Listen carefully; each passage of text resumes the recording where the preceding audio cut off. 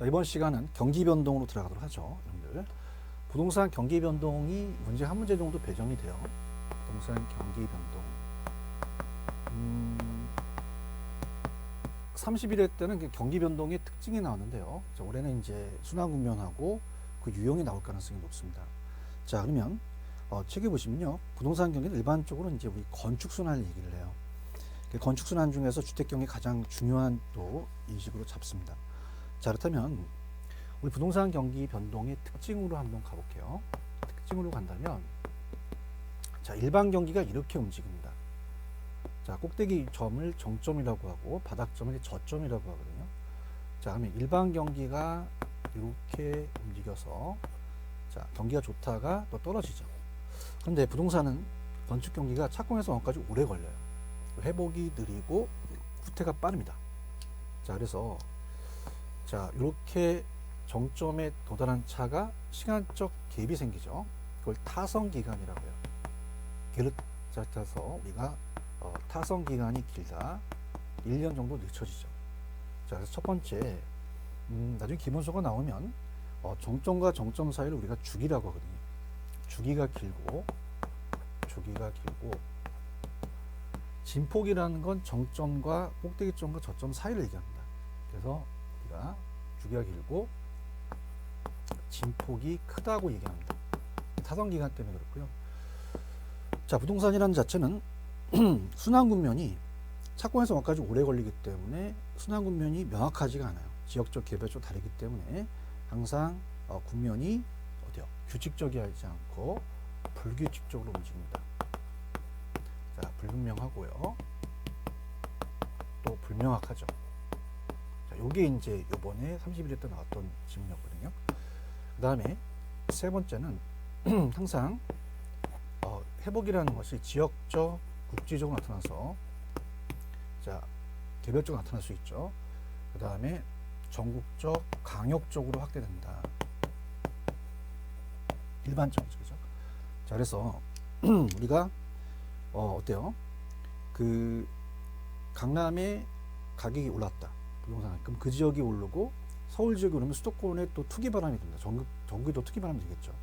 자, 그래서 우리가 전국적으로 일시에 동시에 생기는 게 아니라 지역적에서 전국적으로 확대되는 게 일반적이에요. 그 다음에 자, 착공에서 안까지 오래 걸리기 때문에 회복은 좀 느립니다. 느리고, 자, 경기가 좀 과열되면 우리가 어떻습니까? 종합정책을 쓰면 확 냉각되죠. 그럼 후퇴가 빠르게 나타납니다. 빠르게. 그래서 회복이 느리고 후퇴가 빠르다. 우측으로 경사져서 우경사 비대칭이라고 합니다.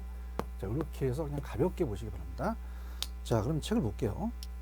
자, 부동성으로 인해서 지역적으로 각각 다른 양상이 나타난다. 자, 우리가 앞쪽에서 배웠지만 움직이지 않기 때문에 지역마다 달라요. 자, 수도권이 경기가 좋은데 지방이 안 좋을 수도 있잖아요. 개별성에서 동일한 시장 지역이라도 부동산 유형에 따라 또 달릴 수도 있다는 게 키포인트고요. 일반 경기 변동에 비해 변동 주기가 기간이 약간 2배 정도 깁니다. 또한 일반 경기 변동에 비해 진폭이 크죠. 높은 정점, 낮은 저점을 가지기 때문에 타선 기간 때문에 그렇습니다. 자, 부동산 경기는 일반적으로 일반 경기보다 후행하는 게 일반적이죠. 왜? 불규칙적으로 움직이니까. 그러나 선행, 역행, 동행할 수도 있다. 일반적으로 이제 상고음령은 일반 경기와 대체로 일치합니다. 그래서 우리가 보통 경기가 좋으면 칠판주계를 만드는 생산을 많이 해서 공장과 사무실 많이 짓잖아요. 그럼 또 돈을 빌리니까 또 거기에 따라서 돈이 흐름이죠. 근데 주거용은 또 반대로 갈 수밖에 없어요. 역행으로 또 우리가 갈 수 있습니다. 자, 부동산 경기는 순환 국면이 명백하거나 일정하지 않고 경기 회복이 길며 완만하며 경기 후퇴는 빠르게 나타난다. 우경사 비대칭. 자, 부동산 경기 변동은 일반 경기보다 마찬가지로 지역별 경기 변동이 가중평균적 성격을 갖고 있죠. 자, 그래서 순환이 있는데 이건 나중에 호소하겠지만 우리가 순환적으로 올 수 있고 계절적, 장기적, 무작위적으로 올 수 있다. 자, 이렇게 우리가 보시기 바랍니다. 자, 그럼 부동산 경기 순환 국면에 대해서 우리가 시험에 나올 수가 있는데요. 부동산도 경기가 순환을 합니다. 그럼 부동산의 경기 순환 국면을 한번 우리가 공부해 보도록 하죠. 자, 4개의 국면이 있고요. 안정시장이라는 특수 국면이 있는데, 안정시장은 이제 불황에 강한 시장을 얘기하거든요. 자, 그러면 그림을 한번 그려볼게요. 자, 부동산 경기도 이렇게 떨어졌다가 다시 또 올라갔다가 다시 또 떨어지겠죠. 꼭대기점을 정점이라고 얘기합니다. 정점. 자, 바닥점을 저점이라고 하죠. 저점이라고 합니다. 이렇게 보시면 됩니다. 그럼 우리도 평균 경기가 있다면 이렇게 평균 경기가 있다. 올라가고 내려간다. 4개의 국면으로 순환을 한다고 얘기하죠. 자, 그럼 경기가 좋은 곳을 상향시장이라고 얘기합니다. 상향시장. 자, 호황시장이라고도 나왔습니다. 자, 각이 따라서 움직이겠죠. 이렇게 움직이고 또 내려갑니다. 여기 이제 후퇴시장이라고 그래요. 후퇴시장. 그 다음 여기가 하향이고 하향시장이고 여기가 이제 불황이라고 얘기하죠. 저점을 찍은 다음에 다시 회복이 오겠죠. 그래서 여기를 우리가 올라간다 해서 확장 국면, 떨어져서 수축 국면이라고 얘기하죠. 자, 그렇다면은 자, 이렇게 볼게요. 자, 우리 시험 문제에 중시 현상이라는 게 나옵니다. 중시. 누구 중시 현상이냐? 자, 가격이 오르잖아요. 그러면 매도자들은 안 팔려고 할 거예요. 그럼 매도자는 거래를 미루죠. 자, 근데 매수자는 자꾸 살려고 하죠. 그럼 기다리는 쪽 위주로 가야 된다. 이게 매도자 시장이 되고요. 자, 여기는 매수자 시장이 된다는 거죠. 매수자는 안 사요. 가격이 떨어지잖아요. 그럼 매도자는 자꾸 팔려고 하고 매수자는 기다리니까 매수자 위주로 중개업을 하셔야 된다는 얘기입니다. 그러니까 중시현상 여기까지 가고요. 자, 그 다음에 이제 딱 두 가지예요. 우리가 시험에 나오는 게 공실률하고 공가율하고 과거의 사례 가격이 나옵니다. 자, 그러면 이렇게 된다면 우리가 이제 공실률이나 공가율을 볼게요. 사무실이 비어 있거나 집이 비어 있는 비율. 자, 여기는 어떻게 돼요? 이게 가격과도 관련되니까 호황이면 또 거래도 잘 되고 가격도 올라가고 내놓기만 하면 팔립니다. 공실공고가 줄고요. 여기 또 공실공고가 늘어날 수 있죠. 자, 그 다음에 과거의 사례 가격이에요. 과거의 사례 가격. 그럼 과거의 사례 가격이라는 게 기초에서는 조금 어려우신데요. 우리가 이제 감정평가 방식에서 비교 방식이라는 게 있습니다. 그 비교 방식이라는 것은 자, 과거에 평가사가 봤을 때 과거의 사례 가격이라는 게 있죠.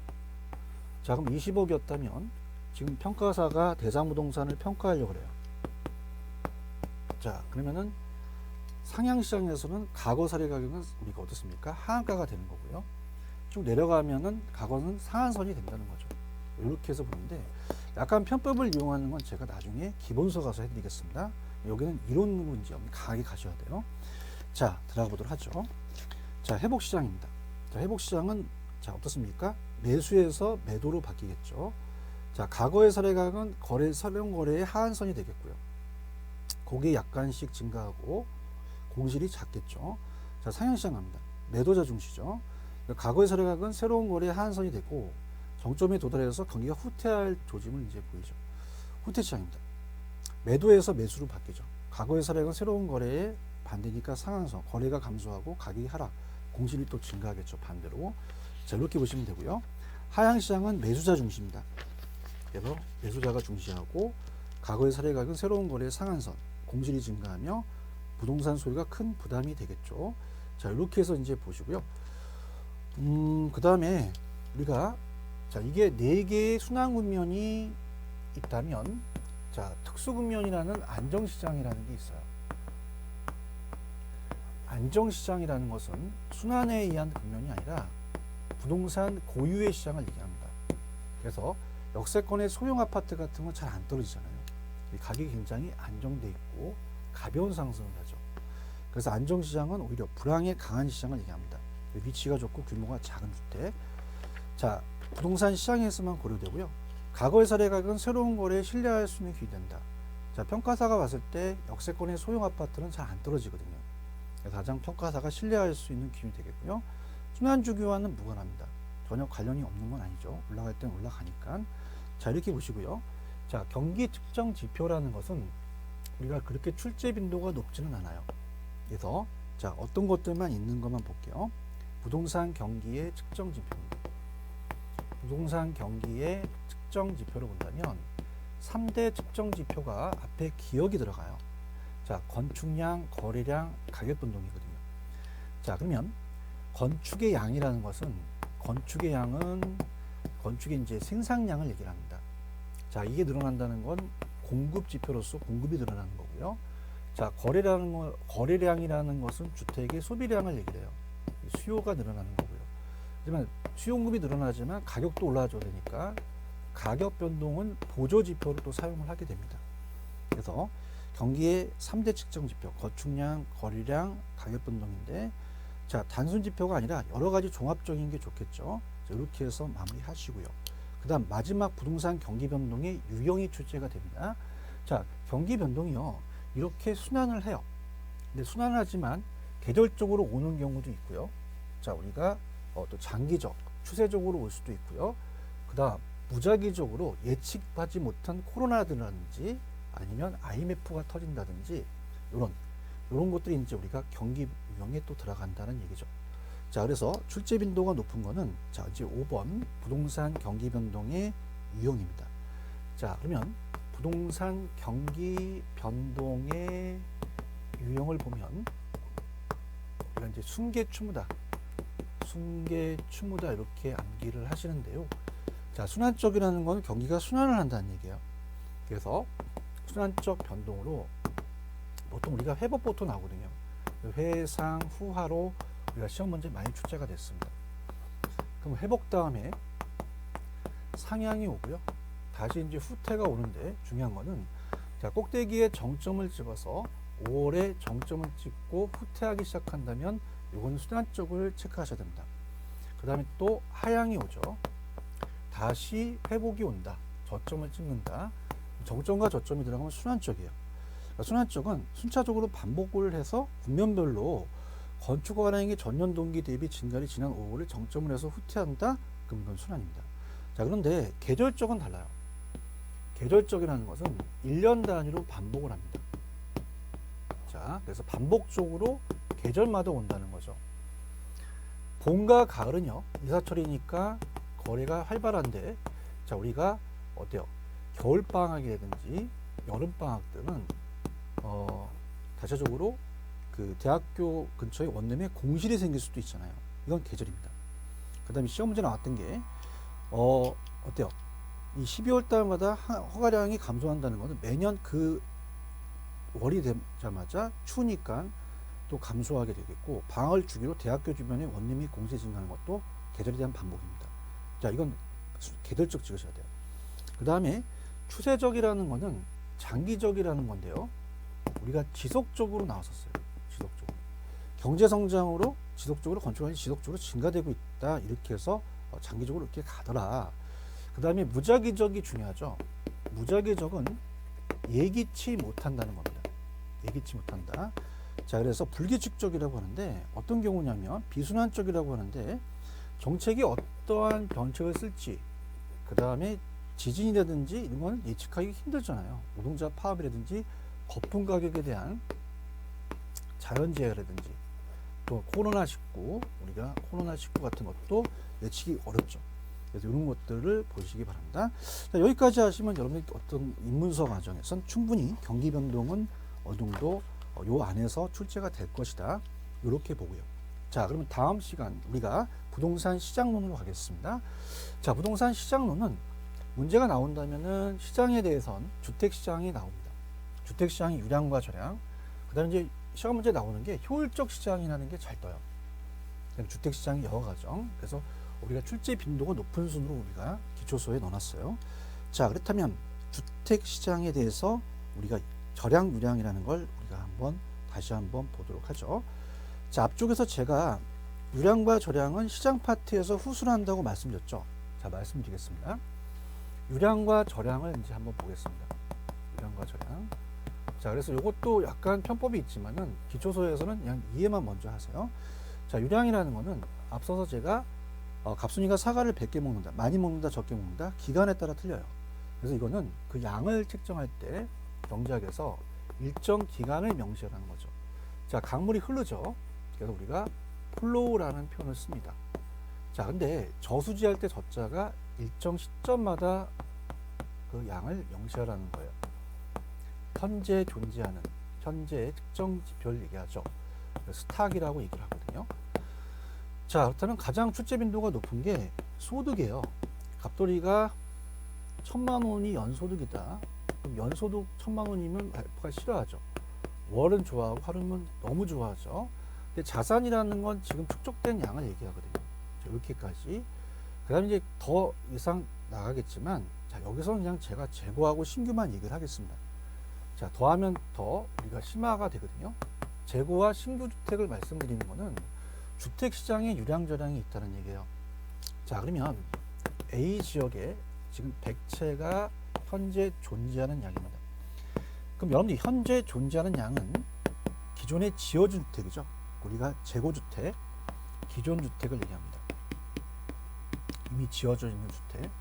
자, 그러면 2019년 12월 31일 일정 시점을 명시해야 된다는 거죠. 자, 그래서 이건 일정 시점을 얘기하니까 주택 저량의 공급량이 된다. 그런데 이따 자, 책에서 제가 다시 한번 확인할 텐데요. 100채가 다 사람들이 살고 있지는 않아요. 10채가 공가면 90채만 사람들이 보유하는 수요량이 되겠죠. 자, 그 다음에 만약에 여기에 150채가 2019년에 12월 31일 날 측정되는 일정 시점이 양이다. 그리고 또 저량이에요. 그런데 1년 동안 50채가 신규로 만들어졌잖아요. 그러면 이렇게 50채가 신규로 만들어진 거는 1년 동안이라는 게 명시됩니다. 그럼 1년 동안이라는 거는 일정 기간을 얘기를 하는 거고요. 자, 요거는 신규 주택을 얘기를 해요. 주택. 그럼 요거는 주택 유량의 공급량이 되겠죠. 주택 유량의 공급량이다.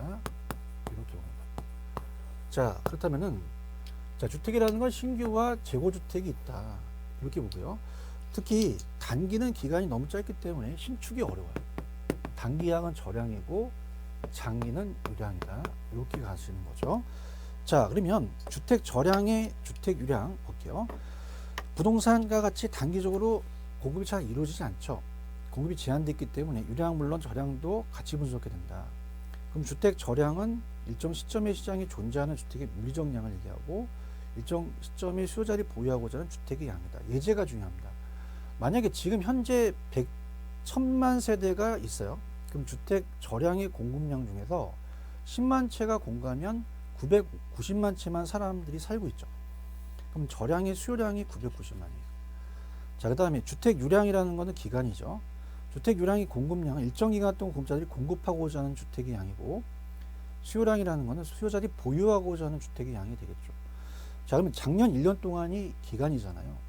그럼 공급된 주택 수가 100만 세대라면 주택 유량의 공급량이 되겠고요. 95만 세대가 팔렸다. 그럼 분양됐다면은 주택 유량의 공급량이 100만이고 유량의 수요량이 95만이 되겠죠. 자, 그러면 저량과 유량은 자, 일정 기간이 명시가 없이 그냥 시점을 측정하는 것은 자산과 같은 게 이제 저량이다. 이렇게 보시고요. 유량은 일정 기간에 대한 거니까 우리가 수입, 소득이 되겠죠. 자, 구체적인 건 제가 기본 강의 때 더 자세히 해드리도록 하겠습니다. 자, 주택 저량, 주택 유량에 대한 분석. 단기는 일정 시점의 주택 저량의 공급이고 장기는 일정 기간 동안 유량의 공급이다. 여기까지만 보시기 바랍니다.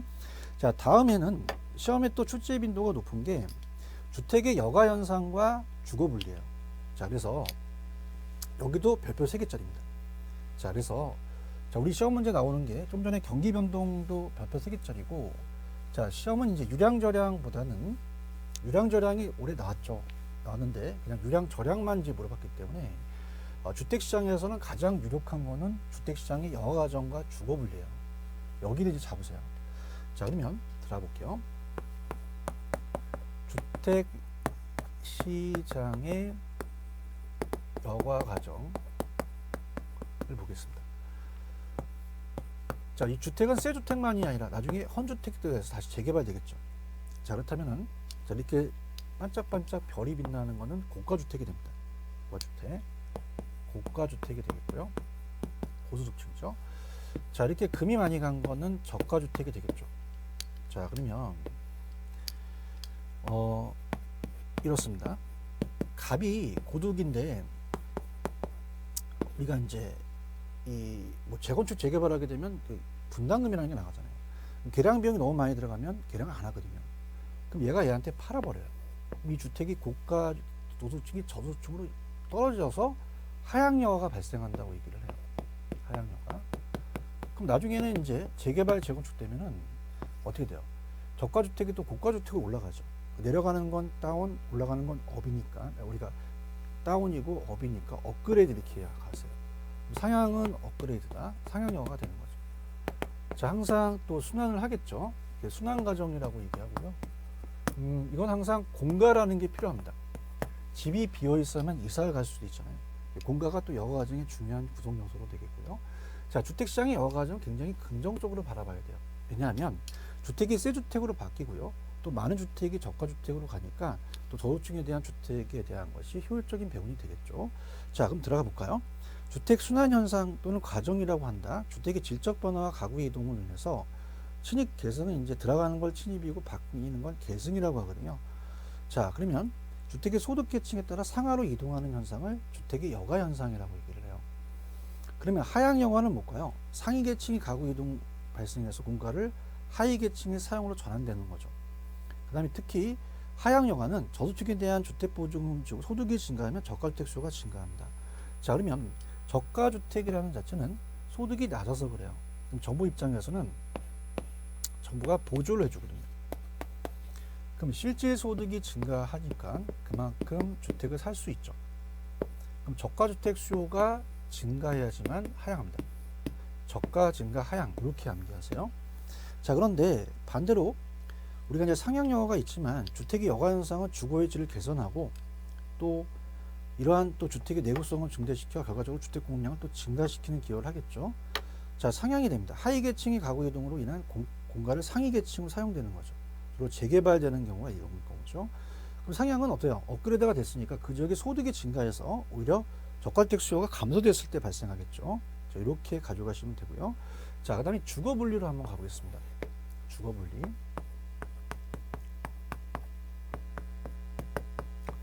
자, 주거 분리는 고소득층 주거지역과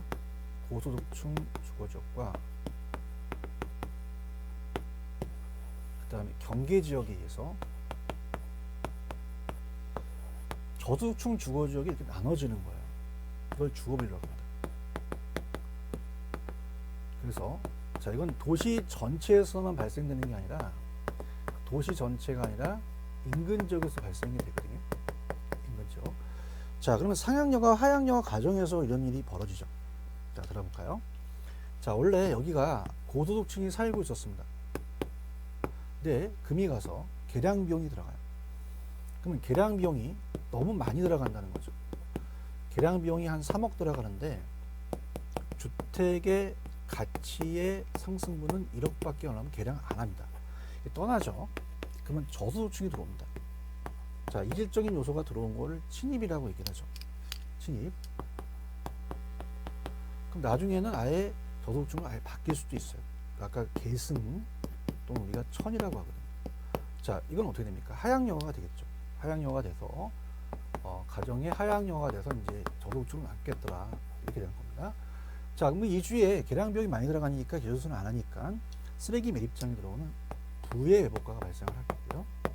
자, 그 다음에 자, 일로 갑니다. 자, 여기에 원래 저소득층이 살고 있는데 금이 갔어요. 그럼 계량 비용이 들어갔죠. 그럼 우리가 계량 비용이 만약에 1억밖에 안 들어가는데 주택 가치 상승은 만약에 5억이 됐다. 그럼 계량하겠죠. 그럼 고소득층이 들어옵니다. 그럼 고소득층 아예 바뀌죠. 그럼 여기는 상향여가가 됩니다. 상향여가. 그러면 새 주택으로 바뀌니까 공원이 들어서서 정의 회복가가 발생됐죠. 환경이 긍정적인. 자, 그래서 우리가 중요한 거는 좀 빨리 맞추려면요. 자, 어차피 침입이라는 건 이질적인 요소예요. 그래서 들어있는 것보다 들어가는 게 저소득층이 들어가면 하향, 고소득층이 들어가면 상향이다. 이렇게 보시고요. 자, 그 다음에 자, 우리 학교 다닐 때 옆에 있는 짝꿍이 아주 공부를 잘해요. 그러면 옆에 있는 사람이 점수가 올라가죠. 그럼 택시가 열심히 오면 할증료 붙죠. 할증거래라고 하고요. 점수가 좀 낮은 애한테 붙었어요.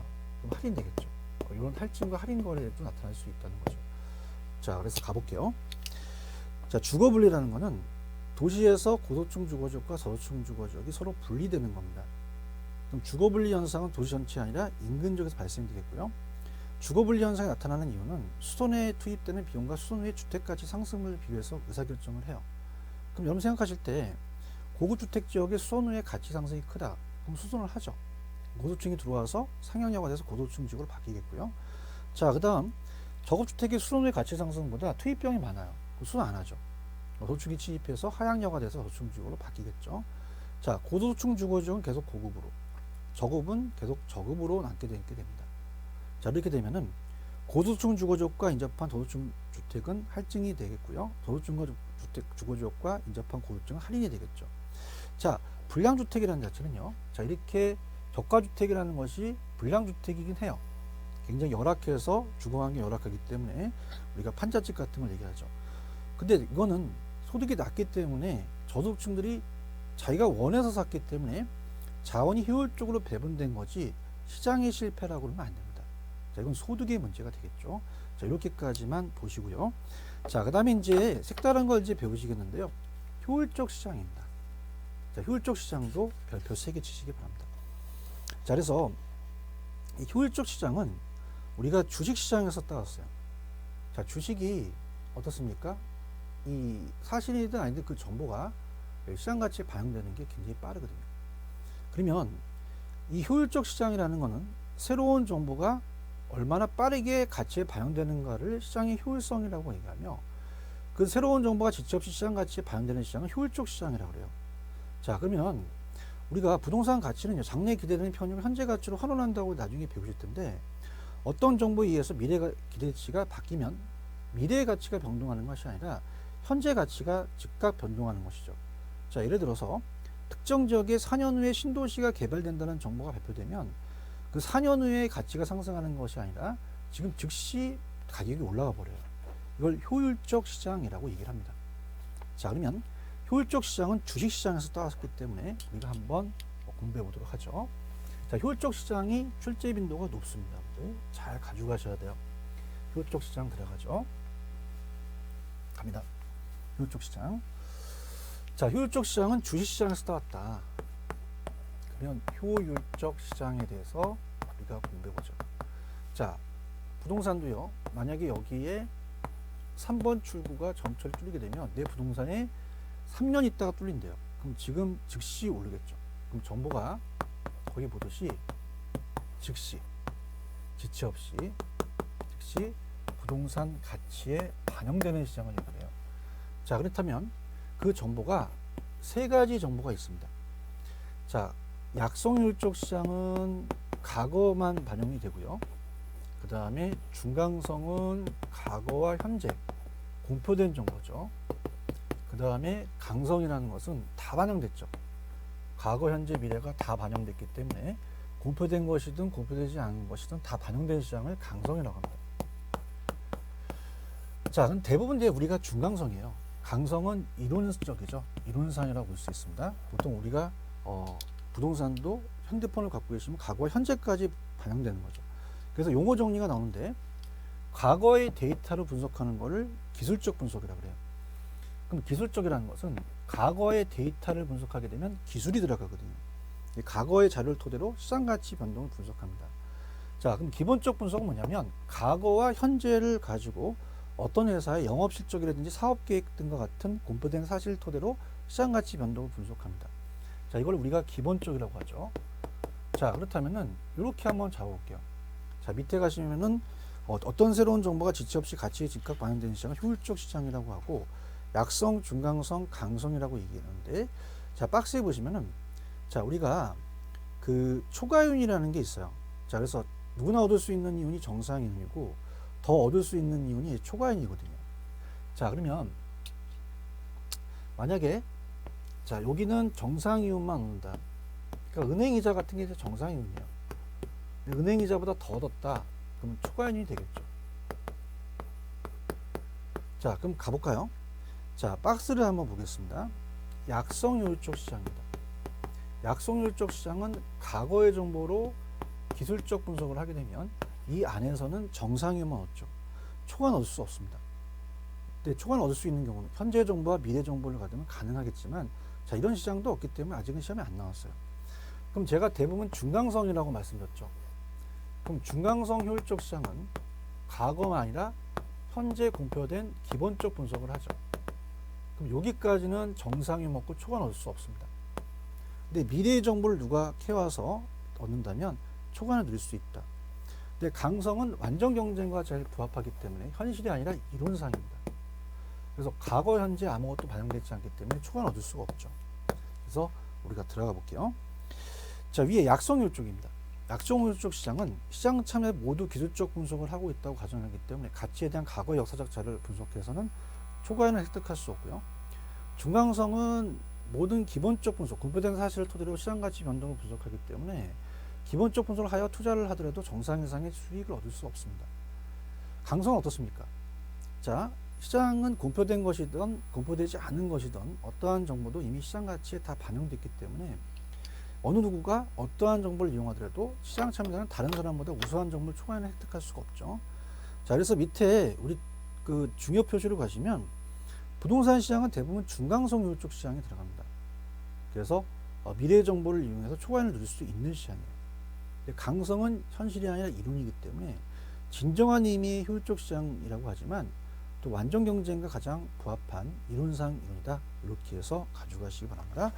자, 이렇게 해서 시장론은 그 정도 하시면 돼요. 그래서 보시고요. 자, 그럼 다음 시간은 상업 입지론에 대해서 입지론을 얘기를 할 겁니다. 그래서 입지론에 대한 것이 우리가 출제 빈도가 이론 아니면 계산이 하나 나오거든요. 그래서 우리가 이론 쪽으로 우리가 조금 배우신다고 생각하시고, 그 다음에 남아있는 게 이제 지대 이론하고 도시공간 구조 이론이 이제 그 시장론입니다. 이렇게 해서 다음 시간에 연결시켜서 가도록 하겠습니다. 자, 다음 시간에 뵙도록 하겠습니다.